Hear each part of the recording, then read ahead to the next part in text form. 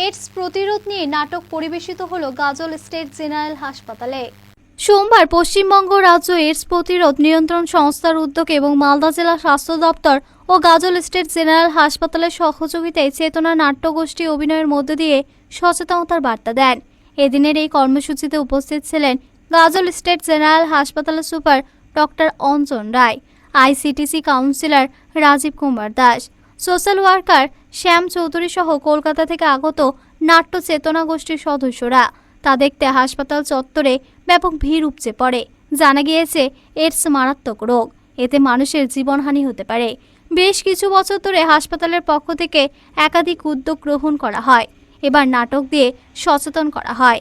আগামী দিনে মালদা জেলার বিভিন্ন হাসপাতালে এমন উদ্যোগ গ্রহণ করা হবে বলে জানা গিয়েছে। এটা পশ্চিমবঙ্গ সরকার এবং ভারত সরকার, পশ্চিমবঙ্গ সরকার, ভারত সরকার যৌথ উদ্যোগে ন্যাশনাল এইডস কন্ট্রোল অর্গানাইজেশন এবং West Bengal state AIDS prevention and control society তাদের পক্ষ থেকে আমরা মালদায় এসেছি। আমরা গাজলে আজকে প্রথম আমরা শো করলাম। আমরা Natya Chetana 03 intimate theatre for mass education আমরা করলাম। এর উদ্দেশ্য হচ্ছে যে এইচআইভি এইডস এখন আজকের দিনে তেমন কিছু নয়, যেমন সাধারণ একটা ব্যাধির মতো, এটা ছোঁয়াচে নয়। তো মানুষের মধ্যে একটা ভ্রান্ত ধারণা হয়ে গেছে যে এইচআইভি এইডস মানে ধরলে হাঁচি কাশিতে একজনের থেকে দুজনে ছড়িয়ে যায়।